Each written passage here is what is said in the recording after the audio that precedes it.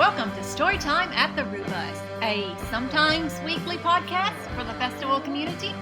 Yeah, I think when things are in full swing, we go every week, but now that things had slowed down a little bit, we had gone every other week. But there actually is some stuff to talk about this week, right? There's a lot of stuff to talk about. I feel like we didn't have any real Bonnaroo news since the refund stuff, which I know that was a bit of a hassle for some people. I mean, I think it still is for some people, let's just be honest. Yeah. But so I've heard. Let's get to that some other time. Let's kick it off with good news. Yeah, we finally got dates. Like, everybody was getting a little worried there, but turns out it was over nothing. 2022 has been announced, in case you haven't heard. Well, I think they probably heard by now. But yeah. I'm guessing most people have heard. 16th to the 19th, kind of like I was guessing last time. The third weekend of June. I'm going to give you props on that one. I kind of doubted you, but... Did you? You were right. So you'll doubt me on other things, not that. Right? No, I'm going to doubt you on a lot of stuff. Okay. So, yeah, 16th to the 19th, third weekend. I kind of suspect a big reason for that is because CMA Fest is the prior weekend in Nashville. And you know what? It kind of works out. So that's kind of two holidays that weekend. It's Father's Day that Sunday on the 19th. And also Juneteenth will be observed the following Monday. So a lot of people will get that Monday off. Ooh. Yeah. I get that Monday off. Hey, guess what? I will too, because I work for the federal government and you work for the state government. Nice. So that works out pretty good for us and probably a lot of other people as well. But yeah, and that date is nice too, because it is after the 2 weekends of Primavera Sound over in Spain. So a lot of people were suspecting that huge roster of artists that are playing over in Spain the first 2 weekends of June wouldn't have been able to come over to Bonnaroo, but now any of those are very much in play if they aren't playing any more European dates later in June or that summer. Can we just back up for a second? Yeah. The purpose of Juneteenth is not just to get the day off. I don't want people to think we're saying that. Oh, yeah, thank you. Yeah. I just wanted to point that out. No, that is a great American history holiday that should have been celebrated for a long time before now. Clearly. But now it is. That's a big deal, yeah. I just didn't want anybody to, at me because no, I think you're okay. I mean, I think we're all on the same page here. We're happy to celebrate any holiday, especially one like that is inclusive, but also, it means that we get an extra day of wiggle room after Bonnaroo. So you can go celebrate that, take the day off, whatever you need to. Yep. So, yeah, thank you for pointing that out, Sharla. So another thing is, yes, tickets are going on sale on Friday this coming week, the day after Thanksgiving. Are we getting ours? Well, I got the pre-sale. I signed up for it, so. Okay, yeah, so explain this text thing. This was new.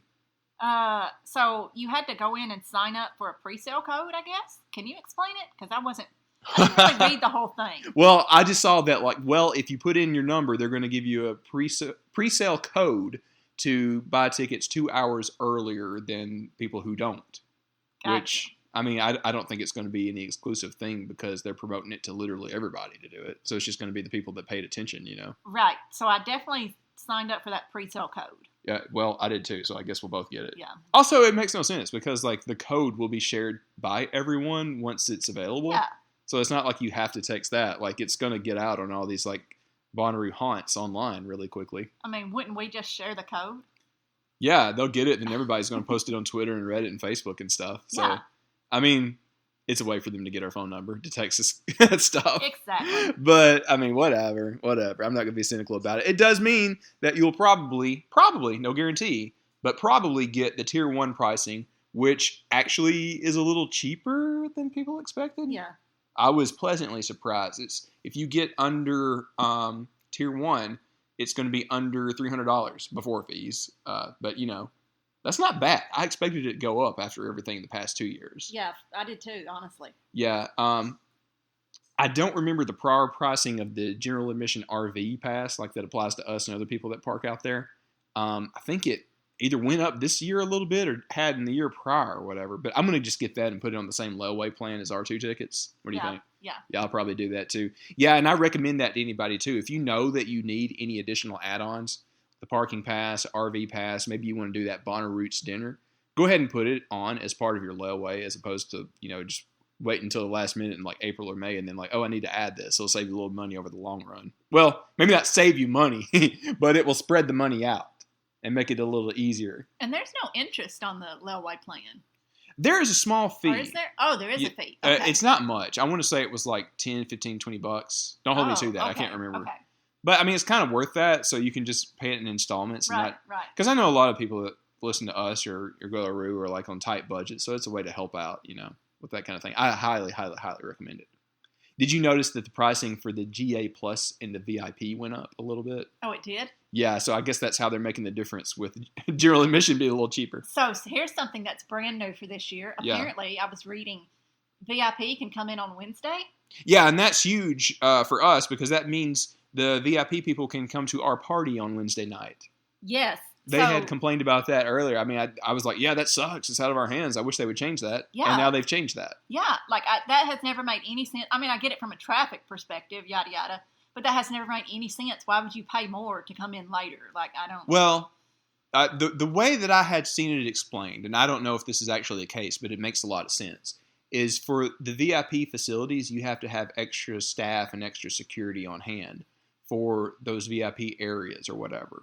So it kind of makes sense in a way that VIP would be a little bit more expensive if they have to have that staff there an extra day or two, if you think about it.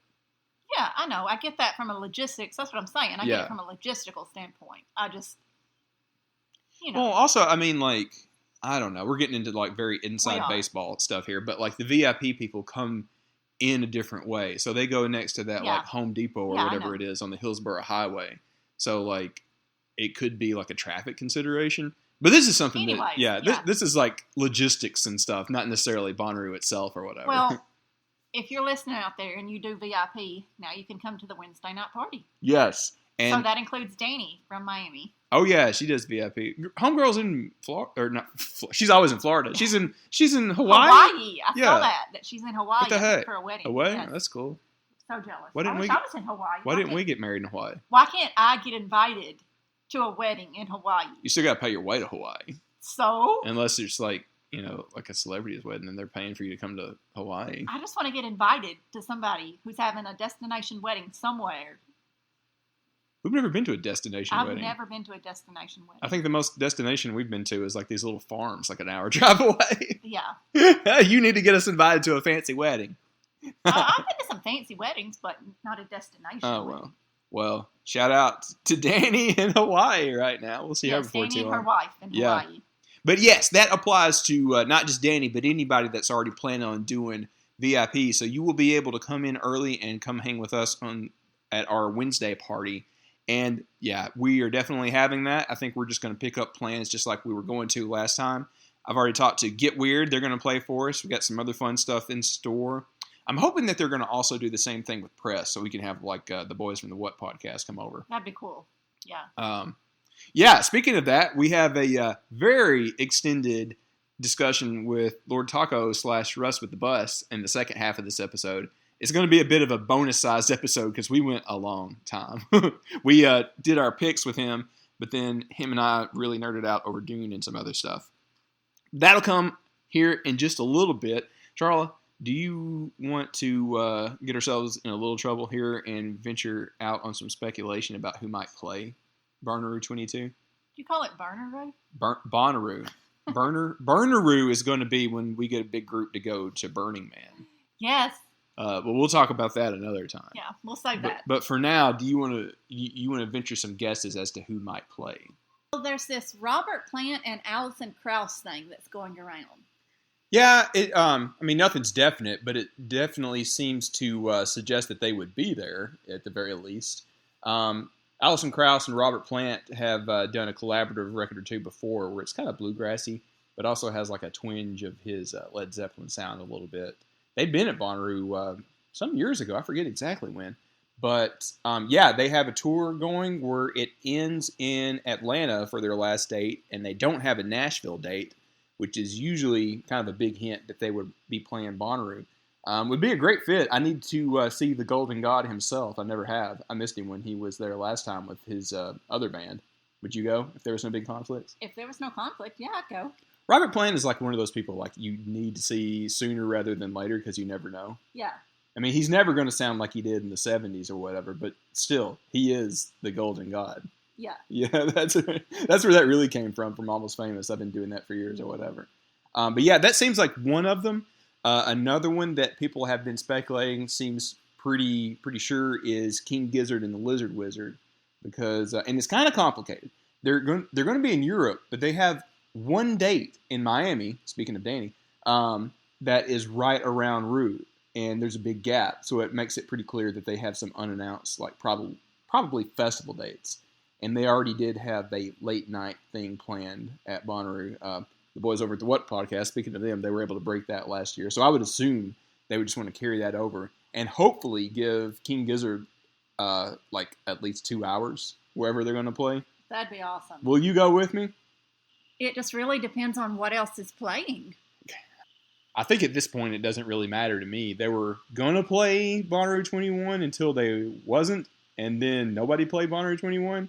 I was extremely excited about that, so it would have to be just something epic to get over King Gizzard for me. So I can't imagine I won't be there. So if you're going to something else, bye. I'll see you back at the bus. Okay. Yeah. All right, that's two of the acts that it seems like it's a fair bet that will be at Rue 22. I got a question for you. What? Who do you want to be at Rue 22? The people I haven't seen, that I've been trying to see. Like who? Give me some examples. Run the Jewels, Camp. Yeah. I'm going to say Miley. I feel like Miley is somebody that could be there. Like, she was on the 20 lineup, wasn't on the 21 lineup. So it seems like perhaps they might have asked her to come in 22. Maybe. Hopefully. She was literally everywhere else, it seemed like, this past summer. Why would she not play in her own backyard? It's true. Yeah. So I feel like she should not be counted out and should be considered somebody as maybe not likely, but very possible. Yeah. Yeah. Anybody else? Who do you want to see? Those are my big top ones right there. All right. So I'm going to be that guy. I'm going to stand my boys. I think Tame being there is a possibility. Wait, I thought I read somewhere that it was not a possibility. Well, okay. So here we go. Here we go with this. They're playing the Primavera thing in Spain. And after that, they don't have anything scheduled until they're back around home for them in Australia and New Zealand. Between that span of time, there's nothing. And Kevin and a lot of those guys have a second place that they stay at in LA. So I would assume they're going from Spain back to the U.S. before they go back down to Australia and New Zealand. That's time for them to play a couple of festival dates. If they're coming right back from Spain to the U.S., then, yeah, they could theoretically play Rue. I could see that. Now, whether or not that's going to happen, I don't know. I'm just saying it's possible. Now, for me, I'm not too worried because I got to see them in Atlanta, and I'm going to see them at Okeechobee here in just a few months or whatever. But I still would love to see them kind of like on my home turf, so to speak, at Rue, I would really like to see them bring back Goose. Goose? Because last year, this is going to be random, but I got really into Goose. I like them. Somebody recommended it. Well, I've seen it going around a bunch. You're usually not into jam bands. That's funny. Usually not. But I got super hardcore into them on Spotify, and that's all I've been listening to lately. Speaking of like these jam bands, another one I'd like to see is Papadizio. Why are you picking a fight with a cat over there? Ricky just took a swipe at her. He did. Yeah, but I'm going to see Papadizio. I'm going to see them at Okie, but I think they need to come back to Rue. Yeah. Wait a minute, let me go back. What really got you into Goose? Because this is interesting. You never really were a jam band person. What was different for you with them? A lot of their songs are really upbeat. Yeah? I don't really like downer songs. Wait, what jam band has downer songs? I don't know. I mean, like, Fish has some weird songs. I guess could be seen as downers, but I've never heard, like, a downer Grateful Dead song or whatever. Like, I didn't say I wasn't into Grateful oh, Dead. okay. Oh, wait. By the way, can we talk about Jonah Hill playing Jerry Garcia in a movie by Martin Scorsese? Yeah. What in the world? What? I keep diverting you. Tell me more about Goose. That's pretty much it. That's pretty much it. Okay. Well, you want to see them? Yeah. I haven't looked at their tour dates. You know what? Honestly, I was not prepared for this. I didn't do my homework. I just need to go back and look at the 2021 lineup and be like, bring back this person, this person, this person, this person. We have 7 months. We got plenty of time to talk about that. Clearly, I didn't do my homework for this at all. It's okay. Hey, should we go ahead and jump over to our talk with Lord Taco where we had our picks and some other fun stuff? Absolutely. All right, let's go over to that. So this is going to run pretty long, just giving you a heads up. This goes for about an hour because we talked about our picks and we really nerded out about some stuff. But hang with us. It's pretty fun. He's always a funny dude. Love him to death. And we'll have a little bit more for you after that talk with him.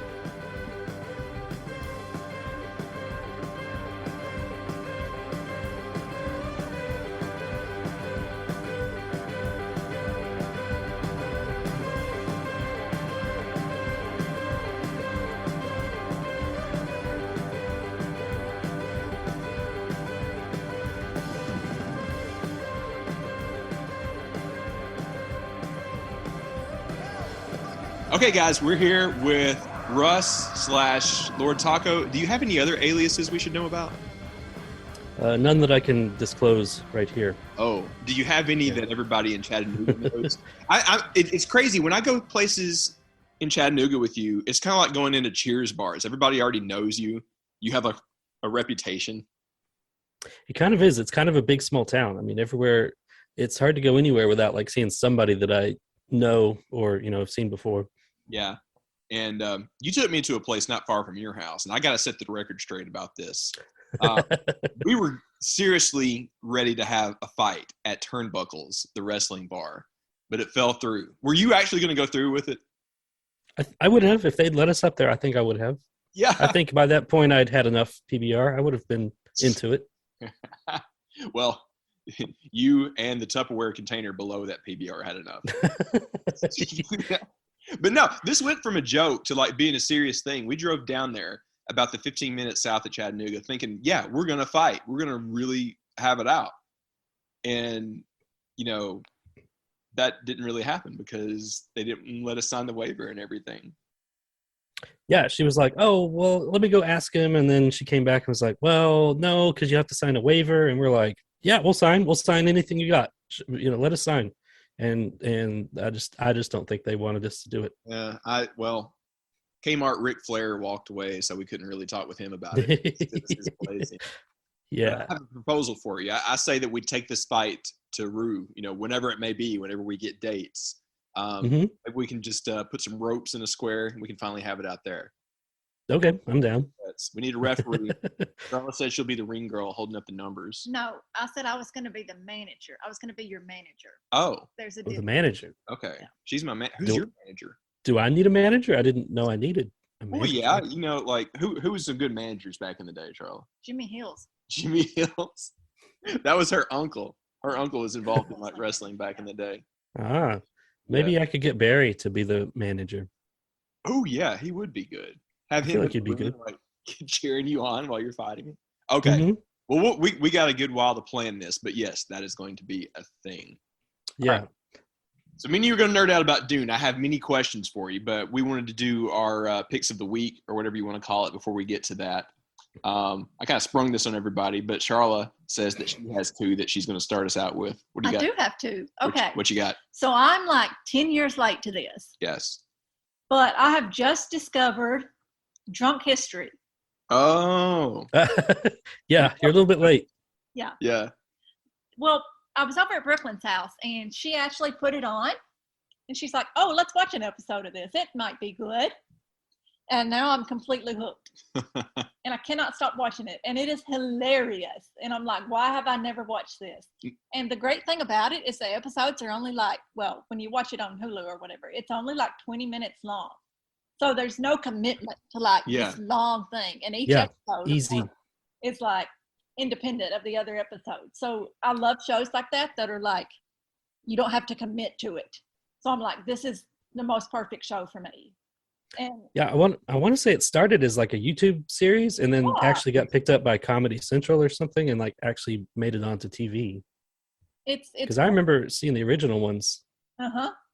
We realized after the fact. I remember they came to Bonnaroo and did a show inside the old comedy tent. I want to say it was 2014, 15, something like that. I thought originally that they filmed an episode in there, but it was just a one-off live thing. I wasn't there. I'm not even sure what they did. Interesting. I didn't know that. It's such a simple concept, but the funny thing about it is how to get the actors to lip sync Whatever that Yes. somebody put in their trunk. Which one was your favorite, Charlotte? Probably I've only watched like a few episodes so far, but there was one where they did Atlanta, and it was the guy that made Coca-Cola. Bill Hader played him. Yeah. Yes.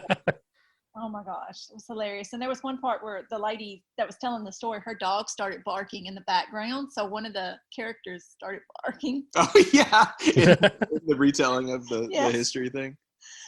What if we did our own version of this? We just got plastered and we're like talking about like live music history or something like that. That would be so funny. Yeah.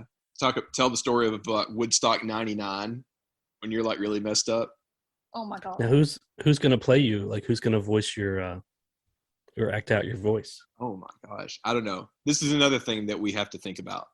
All right. That's another project. Yeah. Or we could just record a podcast or whatever. It's like we just get plastered and try to remember facts about like old Woodstock shows or something. Or historic things. We kind of did that on the last episode because you were like, hey, let's record when we were at the Halloween party. And I don't even remember what I said. I didn't remember that until I played it for Charlotte. Yeah. We hadn't heard it, and then I played it when we were sitting here. And I was like, I don't remember saying that. I don't remember that happening. But yeah. Yeah. That's what they were going to do. Charlie, you said you had a second thing? Okay, so a lot of people know that I'm a really huge fan of The Simpsons. And the past 2 weeks of The Simpsons, they did a whole, 2 episodes. It was a 2-part episode. And they portrayed the Fargo, the miniseries. And it was flipping some of the best Simpsons I have ever seen in 30 years. It was like the Simpsons writers decided, like, okay, for just 2 episodes, we're going to not be a comedy. We're going to be like a prestige drama instead. And it actually worked out really well. They could just give up doing the comedy show and just do stuff like this for the rest of The Simpsons. And I would be totally satisfied. For sure. My hot take on The Simpsons is, a lot of people think it jumped the shark when, when they did the episode where Skinner turned out he wasn't actually Skinner. He assumed that personality. Right. I don't think they've actually jumped the shark. I think they're still putting out good episodes. Now, okay, I think there was a small stretch in the early 2000s where they kind of went over the top a little bit, but it wasn't that long. It was maybe 3 or 4 years. But after that, they recovered and things change. Like they have different writers and the animation style looks a little bit more modern and stuff, but it's still quality stuff. I'm already invested. I've already spent 30 years of my life on it, so I can't stop watching now. How long do you think it'll run before they finally take it off the air or retire it or whatever? Forever. It'll never stop. It's going to outlive us all. Yeah. I really do think that. Well, it's funny because some characters, they retire if the voice actor has passed, Mrs. Krabappel. She passed, so they just retired that character. But there's been a couple other characters where they've replaced the voices. Yeah. So I'm like, it would be tough to recast Dan Castanella as Homer, but it's not impossible. Well, they had to with Phil Hartman. He voiced so many characters, and then he died. Him from such episodes as yeah. Lionel Hutz and who else? He was. What are 2 others? The lawyer guy. What was his name? Lionel Hutz, right? Oh, that was a lawyer. Wait, what was the actor? That's Troy McClure. Troy McClure. Wait, okay. Here's a litmus test. Russ, what's your favorite episode of The Simpsons ever?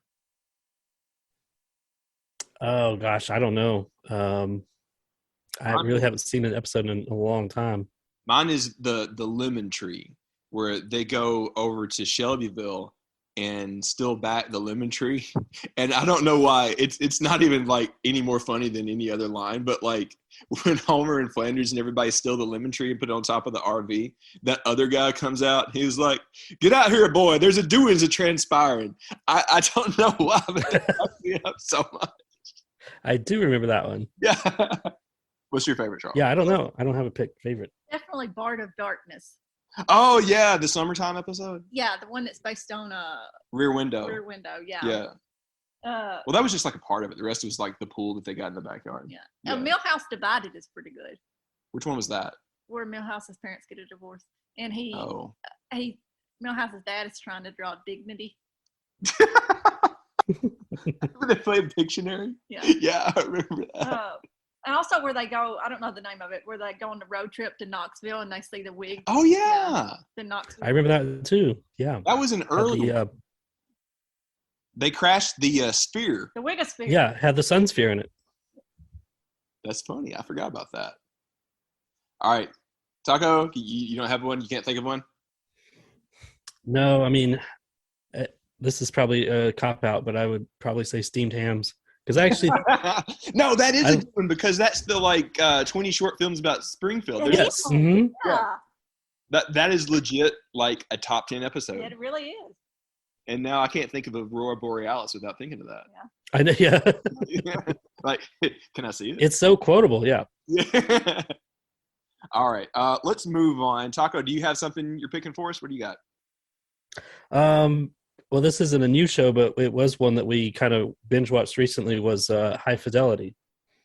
Oh, the remake. Who plays the main character now? Not John Cusack, but Well, they gender swapped her, so it's Zoe. It's Zoe Kravitz, who is Lisa Bonet's daughter, Mhm. who was in the original movie, but now she's playing Rob, the main character.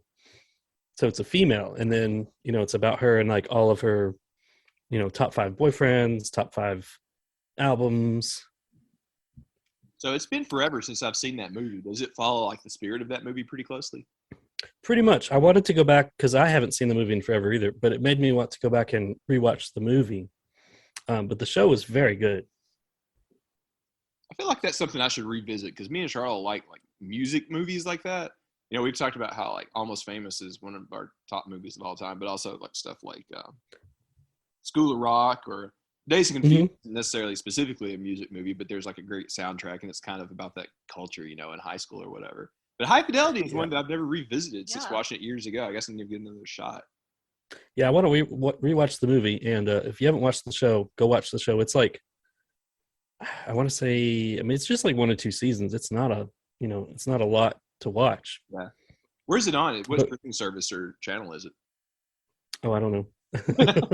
I just watch everything on Plex, so I don't subscribe to any of the services. Puts it in the search. He doesn't care what channel it came from. Yeah. You got another one for us, or just High Fidelity? That one and one coming up.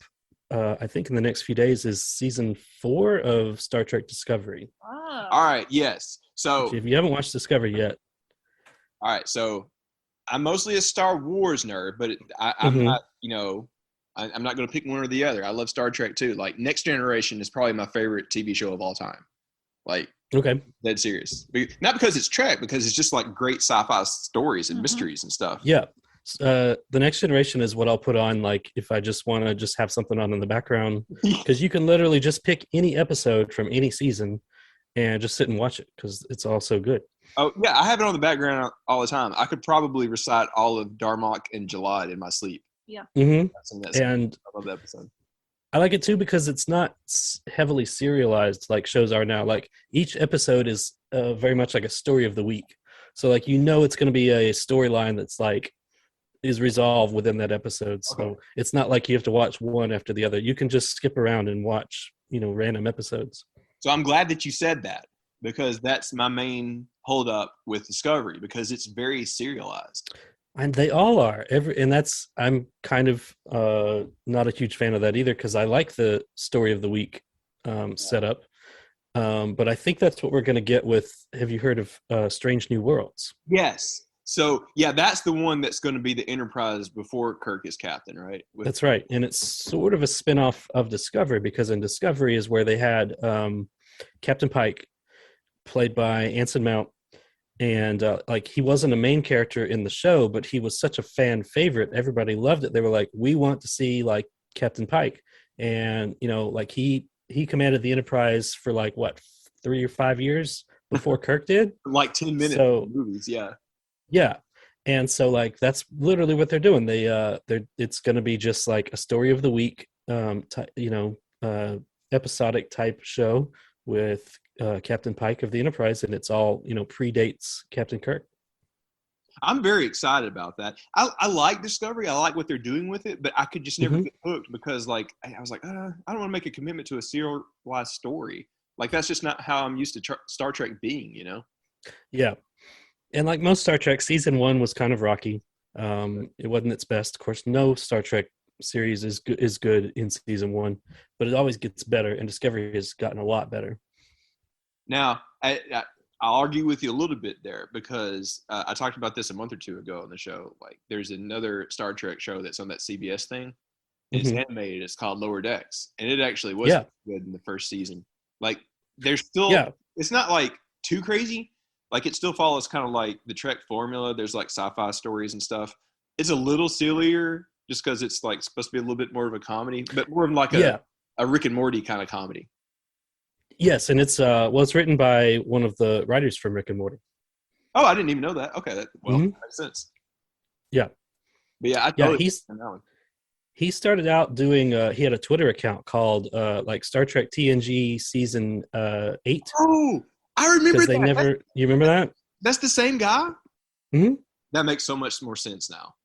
Yeah, he ended up writing a book, and then went on to like write for Rick and Morty, and now he's doing Star Trek Lower Decks. Which, if you're familiar with the Twitter account, it was just they never made a season 8, so it was just like what is it, like synopsis of like put hypothetical episodes of like what they might encounter like in the future. Riker installed a hot tub in his quarters. Yeah, it's just stuff like that.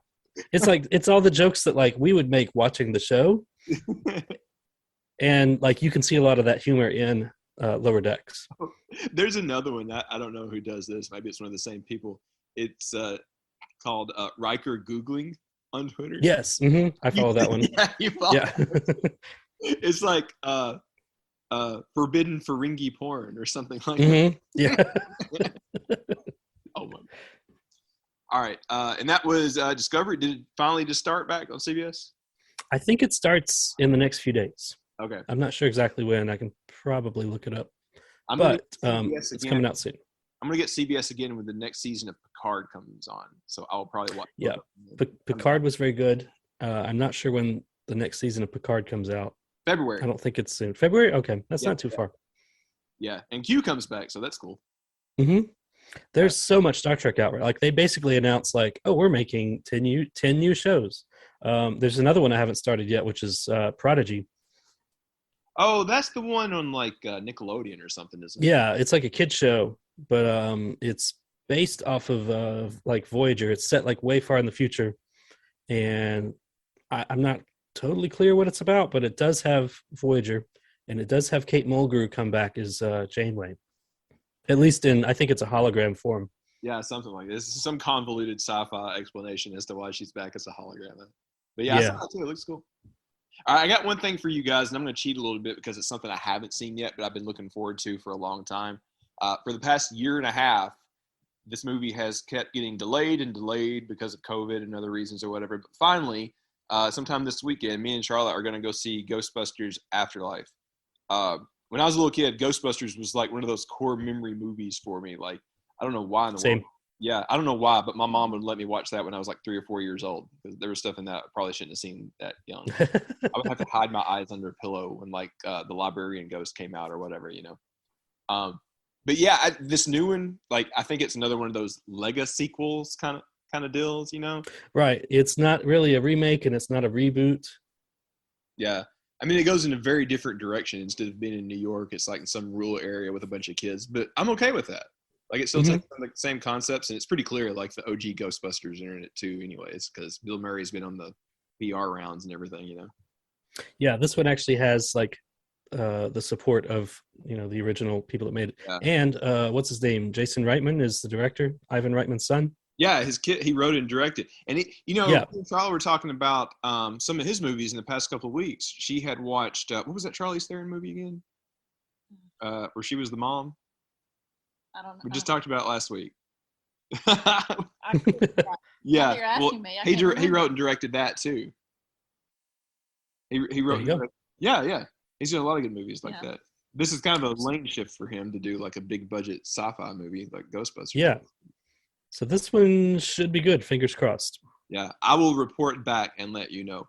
Oh, yeah. Also, I'll cheat on my second thing too. A couple months back, I highly, highly, highly recommended The Green Knight. It's probably my favorite movie of the year. The 4K Blu-ray is on sale for less than $10 on Amazon right now. So yes, get that. If anybody nearby wants, like, I'm able to watch the 4K thing on my PlayStation. So if anybody wants the Blu-ray, I will give it to you. I'll give it to you, Taco. Do you want it? Sure. I'll see it for you. All right, I'm gonna give you a copy of Green Knight on Blu-ray because I want you to watch it. Okay. I thought when you were talking about Ghostbusters, I almost thought you were going to say No Time to Die. Oh yeah, we watched that just released. Yeah. Oh, you watched it already? Yeah, we saw that the weekend it came out. I liked it a lot. It was in the middle tier of the Daniel Craig, James Bond movies for me. Mm-hmm. Okay. Good to know. I'm going to watch it soon. Are you excited about that Matrix movie that's coming out? I kind of am. Yeah. I think we're going to get a new trailer tomorrow. They'll probably be out by the time we publish this. I know it might be a little silly and goofy, but I'm so excited. I love those. But whatever. I think, not to get too far away from what we were supposed to talk about, but like the sequels, the Matrix sequels, I don't think they're as bad as what people give them a hard time about. I agree. So like the second one, they're not great. Well, the second one I think is pretty close to great. I think it's just right below as good as the first one. Like some of the stuff, like the stuff on the interstate, that's insane. No movie has even attempted to do something like that since. Correct. Like, yeah. The third one. Yeah, I mean, the third one. Yeah, it took some big swings, but it missed a few times. Like, it didn't really like give full answers. But that's why I'm like, okay, maybe this new fourth one can give all the endings and answers that we wanted. You know? Hopefully so. Yeah, I'm looking forward to it. Yeah. But whatever. But if it's bad, then okay. It'll just be like the Planet of the Apes series. Like the first one was great, the rest of them sucked, and then they'll reboot it 40 years later. Right. Yeah, something like that. That's what they do. We're talking about a bunch of nerdy stuff. Sharla, do you want to stick with us for this whole Dune thing? Yeah. You do? Yeah. Okay. I mean, I probably won't say much, to be honest. But okay. Because she has refused to watch it with me. Really? Just straight up refused? No, she wouldn't go to the theater with me. Brooklyn went with me, and then I got HBO Max for a few months because there's a lot of good movies to watch, and she wouldn't even watch it here in the comfy living room with me either. See, I even talked Haley into seeing it with me. Did she like it? She did. Okay. Well, this is where the conversation is going to be a little bit different than what you guys talked about on the What podcast, because I've listened about the first 2/3 of y'all's latest episode. I haven't heard you talk with Brad, but I understand that he hated it. Yeah. I mean, I don't think Barry cared for it either, but really, I think the main question that came up with was I loved it, but mostly because I've, read the book, and I've read the book many, many times. Probably, I think the first time I read it, I was like 15. So like, I am so familiar with this like story and these characters and this universe that they were asking me, well, if you hadn't read the book, do you think you'd still like the movie? I'm like, I can't answer that because I can't relate. See, we're two sides of the same coin here now, because like I haven't been able to, like, I read about 100 pages of the book, but then I got like distracted and never came back to it or whatever. So I do have that experience. Like I had seen the old sci-fi miniseries years ago, but kind of had forgotten what happened in it. And never saw the David Lynch version until after I saw the new version. I was like, okay, well, I'm gonna check this out. That was cool. So I was pretty much coming in blind. I knew some of the concepts, or I thought I did, because you and I and some of our other buddies were at the Pickle Barrel in Chattanooga last week, and it was kind of loud, and we were kind of having this conversation. I had to get you to explain a lot of the things and concepts to me. So I was wondering if we can do that again now, because there was some stuff I misunderstood. Like, let's start with this. Like, I thought it was in the year 10,000 of our calendar, but it is not. Is that right? It's not our calendar, because the yearing system that they use is BG and AG, which is before Guild and after Guild. So it's 10,191 after Guild, AG. And from what I understand, that's about 25,000 years in our time. Oh my God. So it's even further in the future than, like what you might initially think, just by it's a different year numbering system. Wait, so does Earth exist in the Dune stories, or were we so far from that it doesn't even matter anymore? It exists, but it is like pretty much either an abandoned planet where nobody remembers where it is, or it was destroyed, or some type of natural disaster. Okay. That far ahead. Okay. It is referred to, but yeah, like by this point, humanity has spread out through the universe, and basically forgotten where Earth is. It would be kind of like us, like in Mesopotamia, where like humanity begun. Like we know it's there, but we don't know that much about it. Most of us. Right. Okay, that makes sense. All right, now I feel like the other thing that we have to like establish and understand is like the different houses. So I kind of knew that the Atreides were the main guys because like Paul is pretty much the Luke Skywalker of this story. Like, right. Like George Lucas. I think you mean Luke Skywalker is the Paul of the story. Yeah, that's very true. I knew the Atreides because the story starts there, and I read that. But like some of the other houses, I didn't fully understand who was who because it was a bit not Lord of the Rings, but Game of Thronesy, where there's like these different, like ruling families, kind of. So like besides the Atreides, like what are the other ones? You've got the Atreides. You've got the Harkonnens, which is their basically sworn enemies. Like they've been like these two houses have been feuding like Hatfields and McCoys for generations. Then you've got House Carino, which is he is currently serving as the emperor at the time of the story. Okay, I didn't know that. I was going to ask you that if the ruling empire had like a family behind them. It's the Carinos, you said? Yes. House Carino is they are the current emperors, which they didn't show the emperor in this movie. I'm assuming that he will be in the second one because he actually has a pretty big part too. Well, you didn't get to see the emperor until The Empire Strikes Back, so I mean, exactly. Yeah. So so I think we'll see the emperor hopefully in the next movie. Which thank God it got greenlit. I was worried about that for a week or two. Yes, they're good to go, and I think 2023 is when it's slated to come out. Yeah, I think you're right. Yeah. So those are really the only three main houses in this story. I mean, there's other houses, but they don't. They don't have much to do right now. There's another big group that isn't necessarily a house, though. It's the native Freeman people that are on. That's right. Wait, what's the name of the planet? It's some people call it Dune, but it's the name of the planet is Arrakis. Arrakis, that's right. Yeah.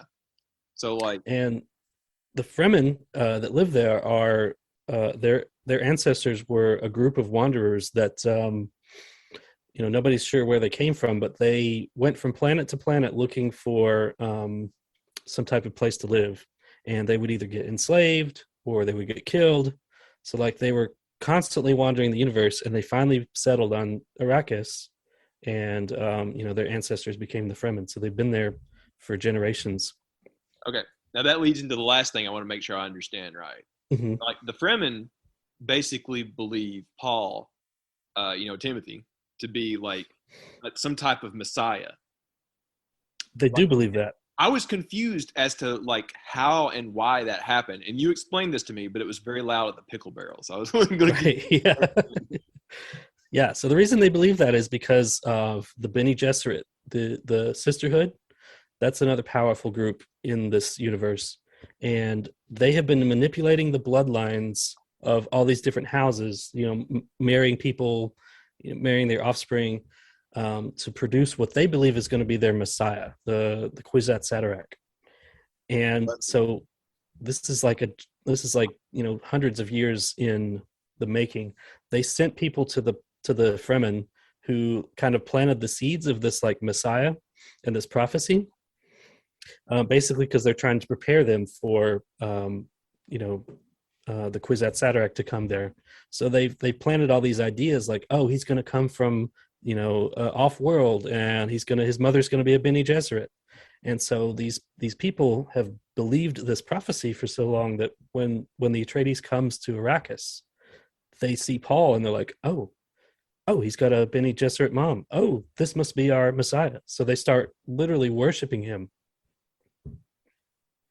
And I feel like this is probably like perhaps the first story that had like that hero's journey kind of narrative. Like we talked about The Matrix, like Neo is the one, or Luke Skywalker was he's supposed to be the New Hope. There's a lot of different like hero characters that were foretold to be the one to do the thing or whatever.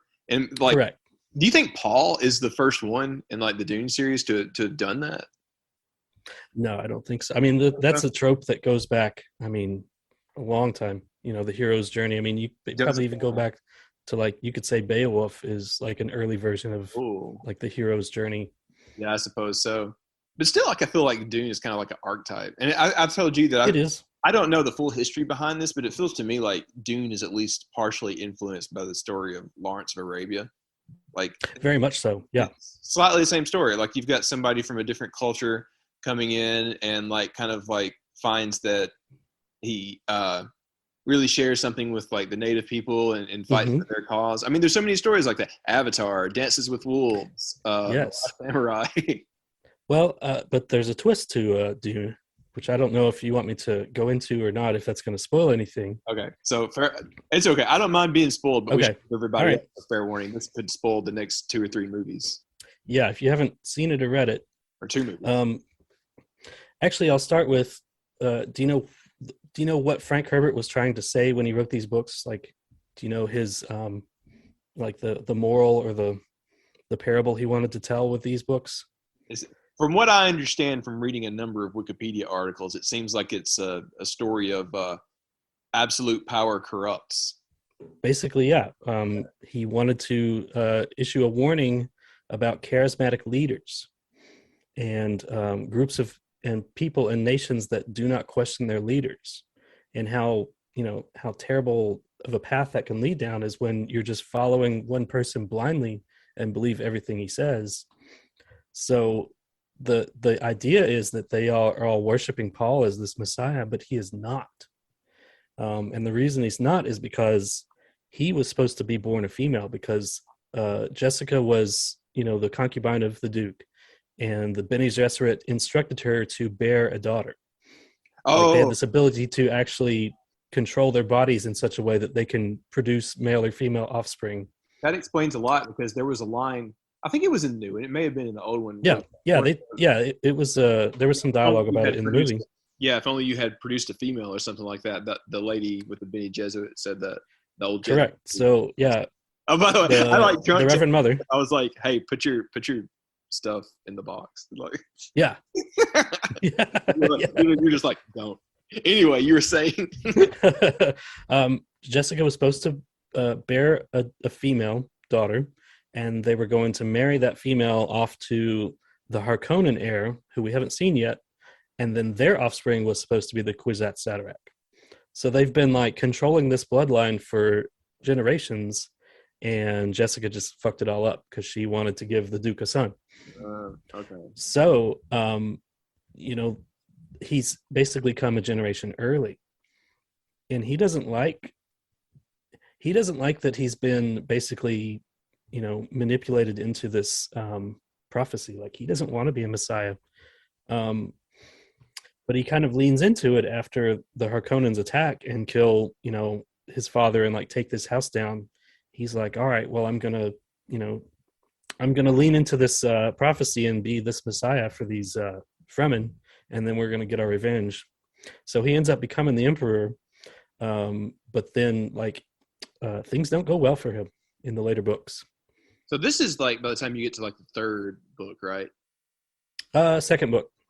But I think if they continue second, third, yeah, if they are able to make a 3rd movie, that's kind of the stuff that it would get to. That I think the purpose is to make a trilogy of these, which I'm totally okay with. They could totally make a trilogy, just I think out of the first book. Oh yeah, that's kind of what I was thinking. Yeah. Okay, so that establishes a lot of what's happening. I feel like the new movie kind of, not in a bad way, but like expected you to at least get the gist of some of this. I don't think it expected you to have read the book or have seen the original movie that explains a lot of these kind of things. But it kind of it shows and doesn't tell. Yeah, right. And I think that's what he was trying to go for, because that's kind of a problem with, I guess, the David Lynch movie is in the beginning, they're trying to stuff all this information into you all at once. And it's overwhelming. And they almost didn't explain some stuff well enough. I don't think they really like talked about the spice as far as why it's so important. Well, there was a little, like when Paul had that little projector computer in his room, it was like teaching him things before he went to Arrakis. And that was kind of like, also telling the audience, okay, here's what you need to know. Mm-hmm. Yeah. It was a more smart way of doing it than just having some freaky lady look right at the camera at the beginning of the David Lynch movie. Yeah. Or try to do that thing where they like have their inner monologue where you can hear each character what they're thinking. Oh yeah, that's a Which little. that tactic did not age well. So I know the David Lynch movie is like one of your favorites ever. How did this new one compare? Have you decided which one you like better now? I mean, I wouldn't say that the David Lynch one is a favorite. You telling me that? Okay, all right. Well, I mean, it's a David Lynch movie. It's not really a good adaptation of Dune. But it's a good movie, but it's not a good Dune movie. It's an entertaining movie, but I guess if the question is which one is like closer to the book, yeah, definitely this new one. Because David Lynch changed a lot of stuff. He added his own ideas and stuff into it. He kind of like took the story elements and made it his own. Okay. Now, it's been forever since I had seen the sci-fi miniseries. Was the new movie closer to the source material than that? Well, the miniseries followed it pretty closely. I mean, much closer than David Lynch's. And I watched it when it came out, and I thought it was really good. A lot of the special effects and the set designs and the props and the costumes don't really hold up. Because you're talking this is like an early 2000s sci-fi made movie. Yeah, they did it the on. The effects are not good. And it was made for TV, so their budget was extremely small. I think it did pretty well for what they had to work with. But now that this new movie's out, there's almost no reason to watch the miniseries anymore. Now, what you're talking about as far as the production design and like how it looks on the screen is what really sold me on this. Like I'm sitting there like 20 minutes into this movie when I saw it the first time with Brooklyn, and I'm just sitting there like mouth agape because like the stuff that's on the screen is unlike anything that you've ever seen in anything ever. Like, oh, I know.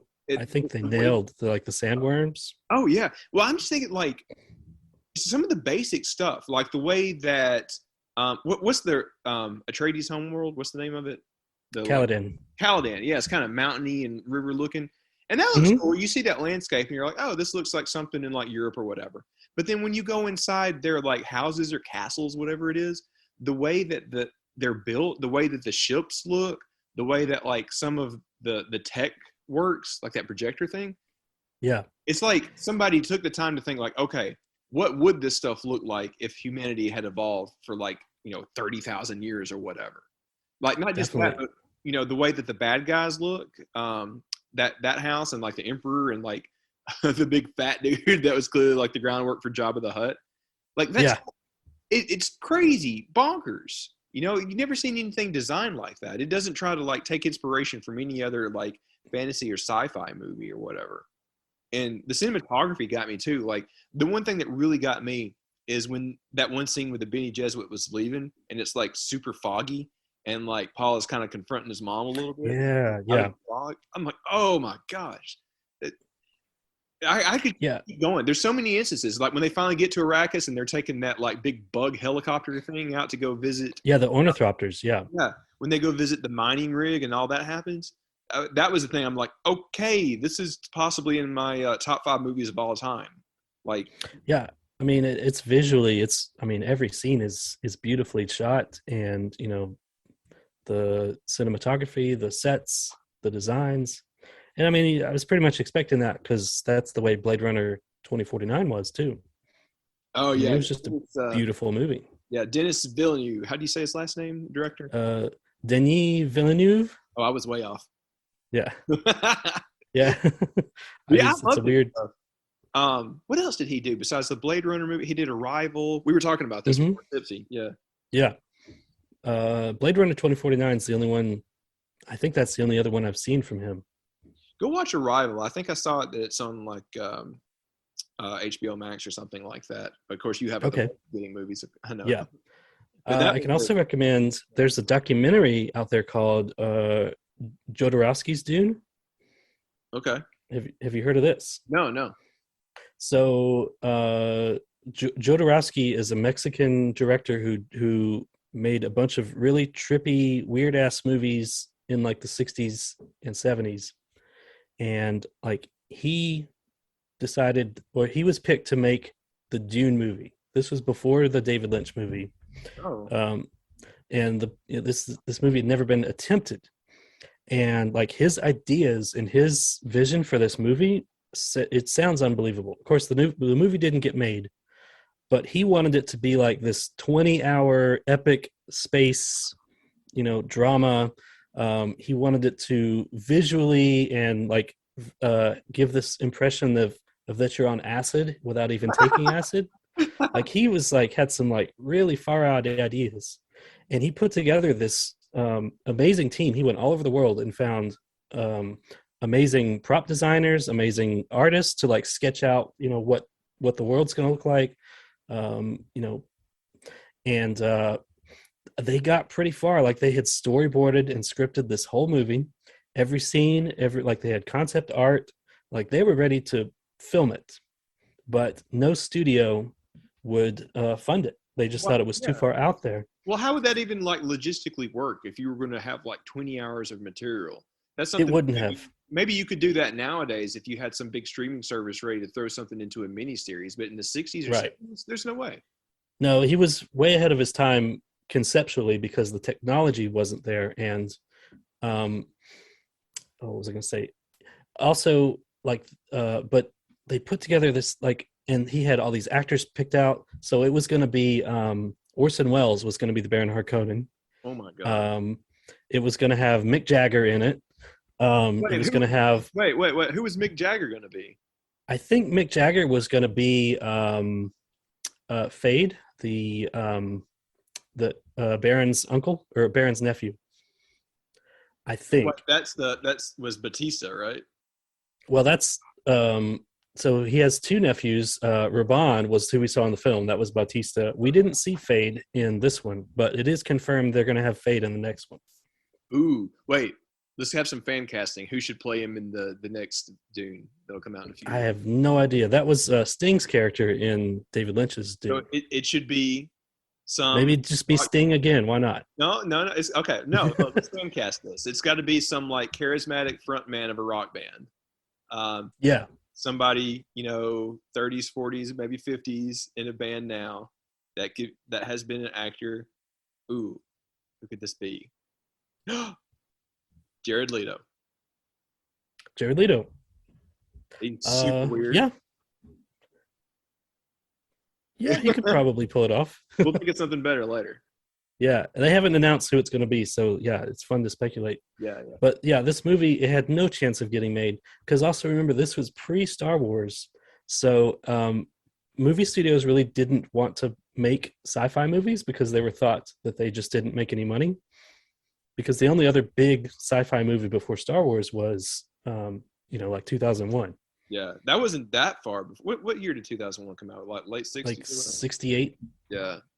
That kind of opened more stuff like that, but yeah. It did, but Star Wars was like the, runaway hit that nobody saw coming. Yeah. Nobody expected it to be as big as it was. And that's what really opened the door for a lot of sci-fi movies to be made just because Star Wars was so successful. Also kind of like Spielberg's Close Encounters did that a little bit too. Yeah. Like it kind of paved the road a little. So the movie, like this 20-hour movie never gets made, but they sent like these huge books to every movie studio that had all of their concepts, all of their storyboards.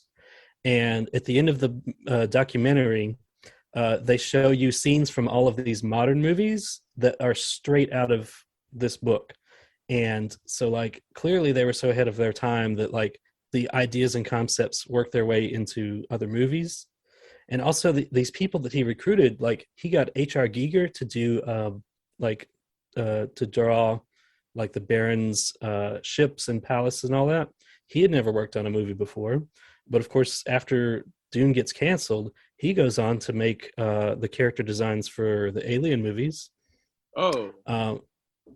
A lot of the special effects people went on to work together on like Star Wars and Terminator and like all these like huge like movies. Like these people basically were assembled off this team for a movie that was never made. So it's huge. It's hugely influential for a movie that's never ever got made. That's funny how both the book and this movie that never existed influenced so much on their own. Like not the storytelling, but the ways that those movies were made. Yeah, it's a good documentary. You should watch it. Okay, what was the name of it again? Jodorowsky's Dune. Okay, I'm gonna look that up. That's cool. You know, it's funny you mentioned all that because I really do think that this new Dune movie is going to influence a lot. Like, it wasn't like a big box office hit because, like, I mean, really nothing's been because not everybody's going back to the movie theaters yet. But they were confident enough to, like, you know, make part 2 and hopefully part 3 also. But like, I agree. I really feel like it could end up being like kind of between a cult movie and like as influential as, you know, we're talking about The Matrix. That back in '99, Matrix influenced a lot for a long time. Yes, I think Dune's going to be the same way. I think this is the blueprint for how sci-fi movies are going to look and feel for the next decade or so. Yeah, I mean, you can take it a lot more seriously. Throw in like some good like Oscar-worthy cinematography and you know, direction and writing and everything. But yeah, that's exactly what I want to say. I just hope there's an appetite for it. I think there will be. I mean, I love these Marvel movies and stuff just as much as anybody, but they've kind of like monopolized the market a little bit and have taken away the space for movies like this to exist. Yeah. I mean, if you're going in expecting it to be a Marvel movie, it's definitely not. It's a lot slower paced. It's a lot more reserved. Like, it's not as like, you know, big action thriller type movie. But yeah, I think it's going to be. It'll definitely be at least be a cult film. It may never reach the, you know, popularity of like Star Wars. Yeah, that's why I say it's going to be kind of in between those two, you know. Mm-hmm. Yeah. And if we haven't talked you into it, I was just noticing because I had the HBO Max up just an hour or so ago. It's only on for 5 days more after we're recording this on the 17th. So it's up until the 23rd. So if you're listening to this before then, oh my God, go watch it.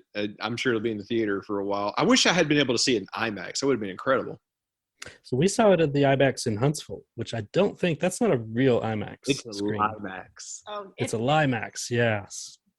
Yeah, it's a bigger screen, but it's not exactly an IMAX. It's bigger than you know, a normal movie screen, but it was not like the, you know, expansive like room filling screen like real IMAXs are. There's two that a lot of people listening to us are going to have close. So you guys got the one in Chattanooga that's next to the aquarium, right? Mm-hmm. Yeah. And it shows like regular movies, not just like nature documentaries and stuff. Correct. Yeah, and they're showing Dune there. Yeah. And then there's the one at the Opryland Mall in Nashville. That is like the true IMAX too. There may be another one in town in Nashville, but I know there's that one over there next to the Opryland stuff. Is there one in Atlanta? I can't remember. I'm sure there is. Oh, there is, because I think it's at the Georgia Aquarium. It has an IMAX theater. Yes, I remember that now because I have seen something in there. Yep. You ever go, by the way, this is, you know, apropos of nothing, but if you ever really get tipsy or whatever, go through the tunnel at the Georgia Aquarium that goes into the saltwater tank. Oh, yes. That's an experience. Yeah, I've done that. I've not done it. I've not done it while drinking, but I do know what you're talking about. You're gonna have a PBR and go through that little. Yeah, I'll sneak it in. Yeah, go see it. I think I read where the Blu-ray comes out in January, maybe. So you will be able to just buy the movie. I'll probably buy it. Oh yeah, I don't buy that many Blu-rays and stuff anymore because you can stream everything. But that'll be one I want to have. Yeah, watching 4K on the TV. That'd be cool. Yeah, and if you didn't hear the conversation I had on the What podcast with Brad about it, you know, his problem is, well, I don't want to read the book. He doesn't read books. He's not interested in, you know, having to learn all this like lore before just to watch a movie. Well, you don't have to, but it's still fun. You don't have to, but I mean, I think it definitely kind of immerses you more in it when you know a little bit. And I kind of compared it to Watchmen. Have you seen that movie? Yeah. Well, the movie was all right. Like the Zack Snyder movie was pretty good, but I really, really, really loved the HBO series that came out a year or two ago. Well, I did too, and he said he loved it too, but the HBO series was not adapted from the comic. It was set in the same universe and just a new story, you know, in that, you know, continuation, but it was completely written for television. Yeah. The movie was adapted from the comic book, and I think both Watchmen and Dune for a long time have been considered unfilmable because they're such complex stories, and the way that they're told on the page doesn't really have a direct correlation to what you can put on screen. So it's really hard to like figure out how to communicate a lot of this, you know, these subtle details on screen, when in the book, you know, you can easily read, what some characters are thinking. You can give a lot of like context for certain things. So I guess that's, if it's just tough. Like some stuff's just tough to adapt to a movie. Well, this seems to be like a little bit of a trend, not within Hollywood, but just within filmmaking, but like doing these unfilmable projects. Like this new Amazon thing, it's not a new Lord of the Rings show. It's basically the Silmarillion on a series. And like people have said for years and years that was even more unfilmable than many of these other projects like Watchmen or whatever. Because it takes place over thousands of years with like hundreds of different characters and different eras and crazy things like trees that are basically like the sun with light coming out of them and shining on the world or whatever. But like now that's actually going to be a thing in a little less than a year. So no, I'm excited to see all these kind of unfilmable projects or whatever. I am too. But what's the thing that everybody says after you watch a movie? You're like, oh, well, the book was better. That's kind of everybody says that. But, I think we're getting to a point where the movie is pretty good. Like maybe it's a combination of just technology catching up to be able to like visually show a lot of these things. Certainly, these directors have a lot more experience with, making movies. I don't know. It's like it's never been a better time to like take on some of these unfilmable projects. Yep, I agree. Well, I think part of that is because like there's just as much attention paid to the artistic side as the commercial side nowadays. Like Dune doesn't have to be a runaway smash success. If it's like doing a little bit better than breaking even, then hey, that works out pretty good for Warner Brothers. They've got like a prestige/cult franchise now. That's right. And I don't know how it's doing financially, but doing well enough for them to greenlight more movies. Yeah. All right, Russ, we can go all night talking about nerdy stuff. We've been going almost an hour now, but it's all right. Hey, what have you guys got coming up on the What podcast? Anything fun? So there's we did an interview with Mastodon, which I thought was already published, but it's not. I had to, because I was telling David about it. I was like, oh, go listen. And then he was like, hey, I can't find it. And it was like, oh. Well, didn't do it yet. It's recorded, but we haven't put it out yet. I think that's coming out in 2 weeks. Okay, cool. Next week, I think Brad has an interview with War on Drugs lined up for us. Ooh, I love them so much, and I like their new record too. I've only gotten to see them live for about a half hour once. I hope we get them at Rue next year. There you go. Yeah. The Mastodon interview I loved. I think just me and Barry did that because Brad wasn't available, but like we were gonna get them still right after they had gotten put on the Rue lineup, and then we were gonna interview them before Rue. And then Bonnaroo's canceled, and they were like, hey, I mean, if you still want to do the interview, he's available. So we were like, yeah, sure, let's go for it. So it was fun talking to him. So that's coming up in the next 2 weeks. And beyond that, I'm not sure. Hopefully we'll have some actual Bonnaroo news to talk about. Yeah, I think we are. Like I said, we're recording this on the 17th. And just late today, they started to update the website. So I think we're finally about to get something. Yeah, hopefully. I don't have any inside info. There's just no info to nobody's saying to get. Nobody's saying anything. So we're just as much in the dark as everyone else. But yeah, fingers crossed that we'll at least get some dates and maybe some teasers. Yeah, I think something to look forward to. Hopefully, I think we're finally about to get something. By the time this comes out, maybe me and Sharla are talking about this on the other side of a break. I don't know. Let's see. Yeah, let's hope so. Yeah. Well, Russ, thanks so much. Where can people find all your stuff? You're a Renaissance man. You got stuff all over the place. I'm all over the place.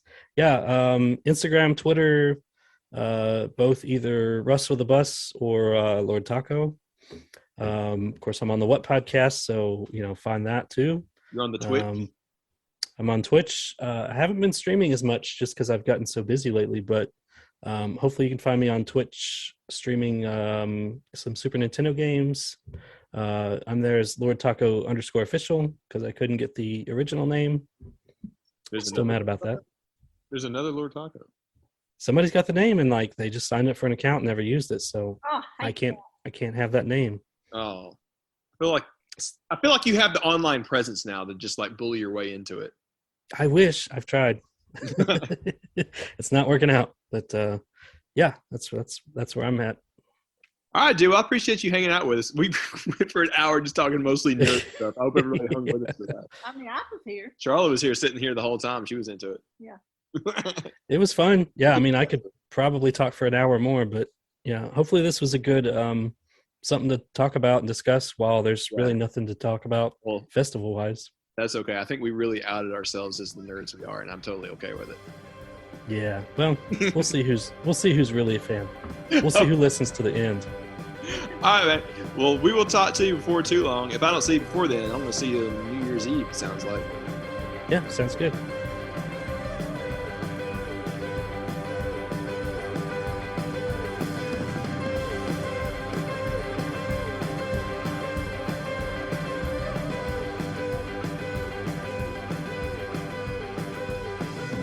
Thanks again to Lord Tacos / Russ.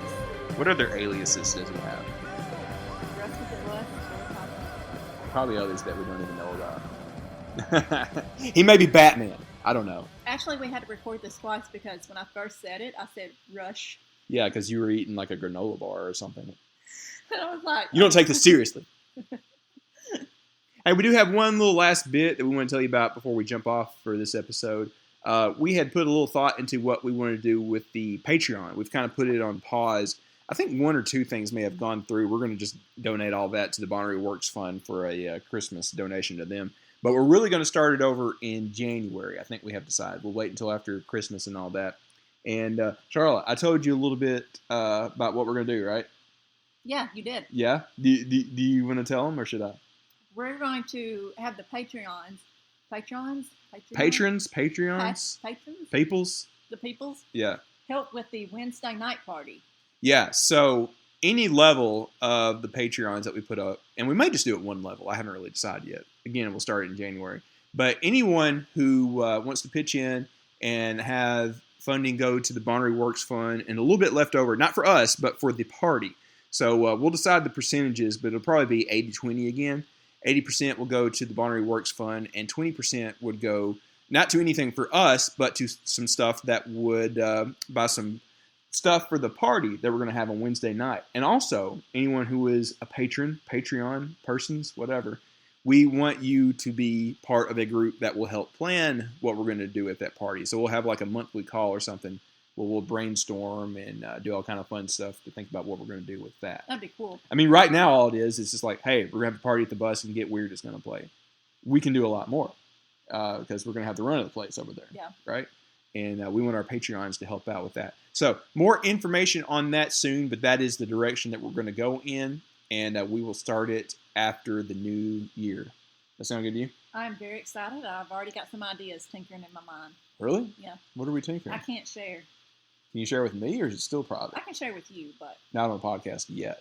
it's a secret. It might even be a secret up until the party. Wait, will you tell me before then? Yeah. Okay. I'm going to tell you. You're being very secretive in general about this. Don't worry. It's good. Okay. I have no guesses whatsoever. Okay. I think that's it for this week. Yeah. Yeah. We will definitely take the next week off because it's Thanksgiving week and we're going to be traveling all over the place. And again, if anybody is in the Louisville area, hit us up. We'd love to have a drink on Saturday night, this coming Saturday after Thanksgiving, right? Yeah, that'd be cool. Yeah. All right. So that'll be it from us. We'll see you again in 2 weeks. Anything else, Charles? Nope. All right. All right. See you guys. Get out there and radiate positivity. Bye. See you in what, 7 months? In person? Maybe sometime? Oh, my God. Oh, my. 7 months.